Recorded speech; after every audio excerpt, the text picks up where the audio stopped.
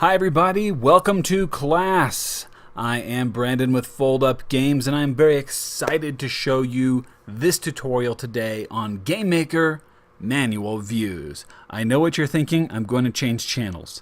But before you do that, let me explain why I'm so excited about this and why manual views can be so much fun. Firstly, the reason a manual view control can be fun is because it gives us a lot of dynamic, dramatic ways to control the camera.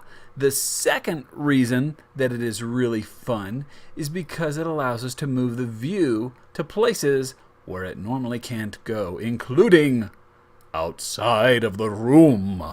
I know. That's exciting. Let's go ahead and check out our views here, and we will jump right in. I've got a view already set up here going to 640 by 360. And I've got a player who can run around. We've got a little bit of border inside there, so he pretty much sticks to the inside of that view. Let's hit go, and you'll see what your basic, traditional, built-in view does. There he is. He's running around in there. And what happens when you get to the edge of the room? Well, you know what happens. The view stops because GameMaker by default doesn't let its views go outside of the room. So when you get to the edge, you can feel the edge of the room. Well, what if you wanted to track outside that? What if you wanted to do a little bit more?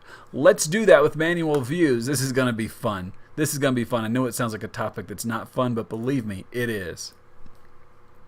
What we're going to do is we're going to add a step, end, step, event. The rest of this is just player control, by the way. You're not missing anything. What we're going to do now is add some code. If you're not into coding, don't sweat. I'm going to explain what I'm doing as I'm going along, and it's going to be great. We're going to write something in here to make the view track to the player. View x view, and it tells you what to write. X view what? Well, in our case, it's 0. And x is the x position of the view equals my x. You don't have to write the rest of it, object player x. It's just my x. Something's going to happen. This won't work quite right, and I will show you why. But let's go ahead and run it, and you'll see what's going on, and then I'll explain it. Oh, I need to go turn off the...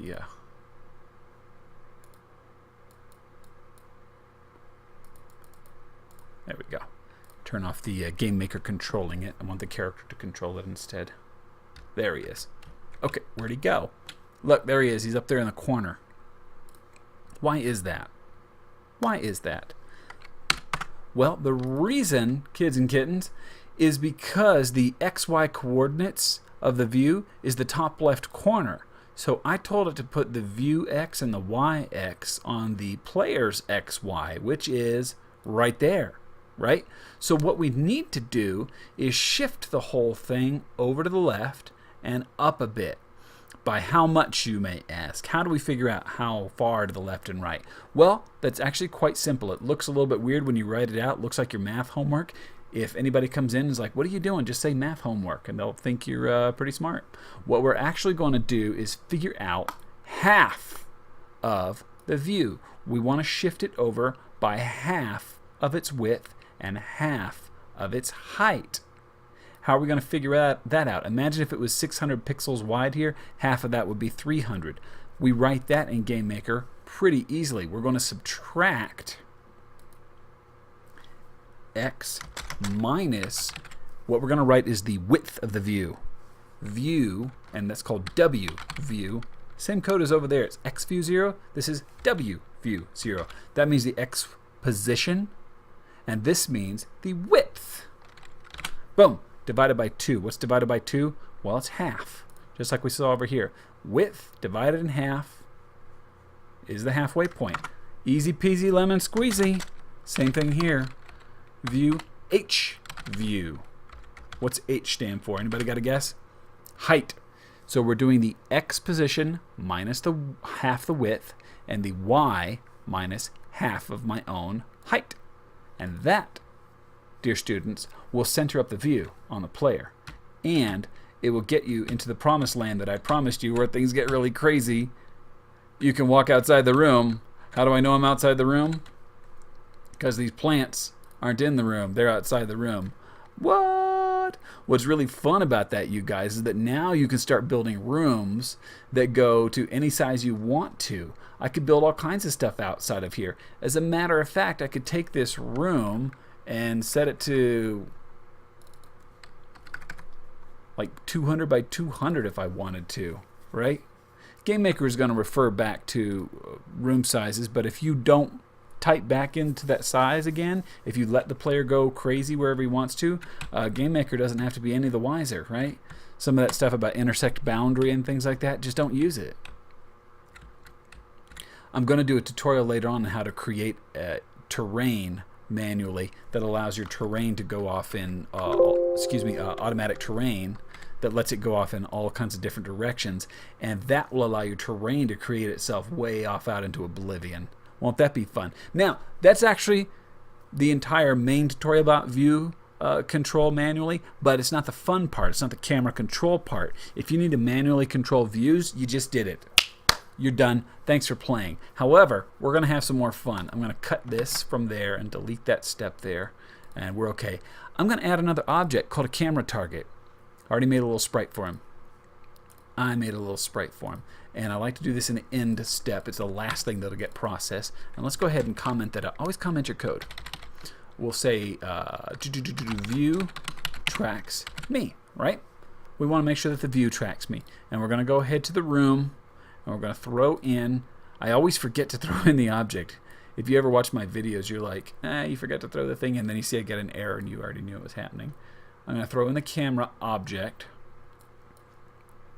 and we'll see the view will track to the camera now instead of the player, since I took that code off the player.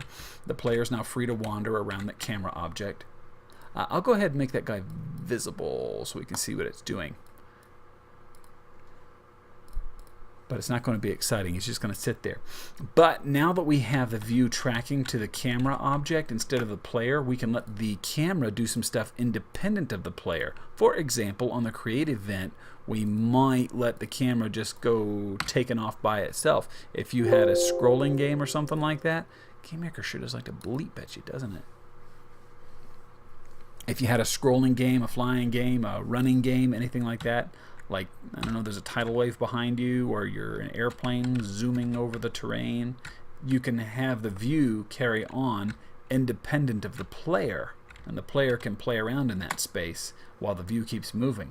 Isn't that fun? In this case, what I'd like to do is add another chunk of code. We can add it in there if we want, but I'll make a separate block. I always like to make a separate block for stuff. Let's see. Now we're going to make the camera say, I track player, right? Here's a good thing for you to do. If instance exists, object player. It's always a good idea to do that, because if your player gets killed and he's off, you're going to get an error. It's always good to do a little escape clause like that, just in case, catch all, just in case he doesn't exist. And what you do is we'll do open squiggly bracket, open close squiggly. That is shift squiggly bracket. It's up near the backspace key, top right of your keyboard. Squiggly brackets are your friend. And what that means is that everything inside the open close squigglies will follow that first step. If the instance exists player, do the rest. Otherwise, it's just going to skip it. X equals object player. They're what? The way you write something about the players with a dot. And what it would do, they're X position. Y equals object player dot Y.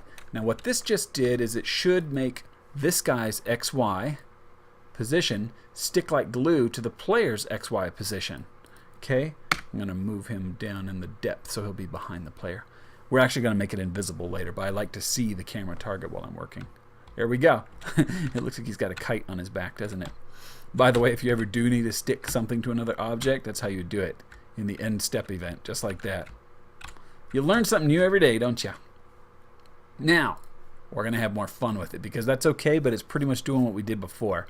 Now we can have a little fun. So instead of just saying XY, why don't we have it move towards him? We'll say move towards. Look at this. GameMaker's trying to help you with a little pop-up, as long as you have that guy on. I believe that's the one, the little ones and zeros guy, I think. We're going to do move towards point object players.x object players.y. Again, GameMaker's trying to help you. Look down here. You have to fill it out. X, Y, speed. It's bold because you're filling out Y right now. Comma, speed. And we'll call it 5. That's just arbitrary. I don't like doing a hard value like that, though, because it tends to overshoot the player. See? He's moving towards him as quick as he can, and once he gets to him, he'll tend to overshoot it. And I don't think it's showing up on the video recording because it's going too fast, but if you could see what I'm seeing right now, the screen is jittering like an earthquake. So that is not good. So we'll need to fix that. So what we can do instead of doing a hard value is add in a little more code. Now I'm going to subcode right here. We're going to put code inside of a code. And if you want to put code inside of other code, all you have to do is put something in parentheses. So instead of the 5, we'll put something in parentheses. What are we going to write inside there instead of 5? We're going to write another chunk of code, and it's called distance to object player. So now the camera object is going to measure the distance between itself and the player object.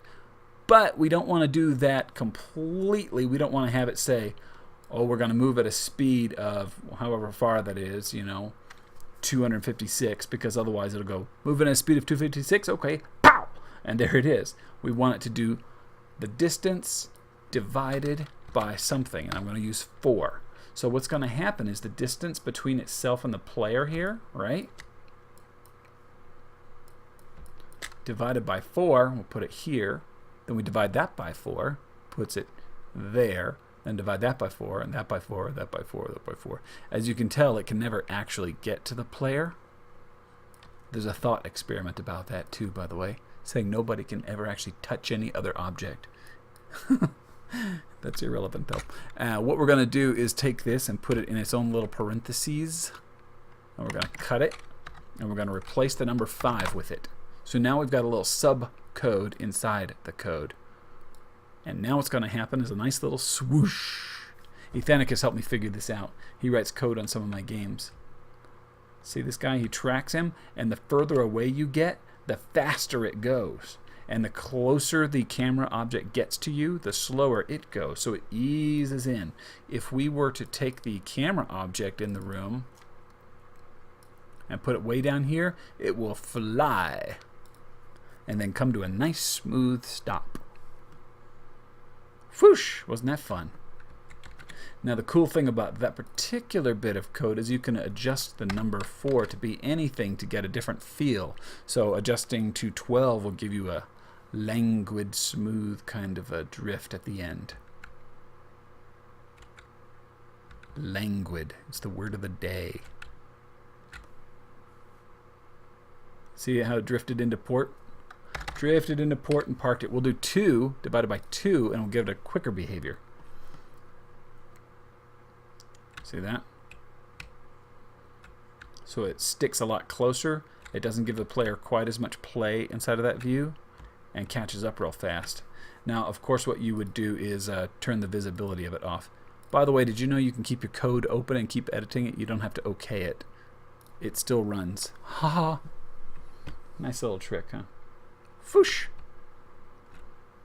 It's just little details like that, you guys, that make your game just that much better. You notice I went through all the trouble of drawing these sprites and drawing a little character for you, even though this was just a quick tutorial. That's because you need to put detail and pay attention to stuff like that. And when you put in those kind of details like the camera movement, it makes a real difference in the way your game feels at the end of the day. And game feel is the most important thing, right? Well, that's about it from me. If you learned something, please leave a thumbs up. If you have a question or comment, I do try to get back and answer those. I appreciate you guys. Have a great day and game on.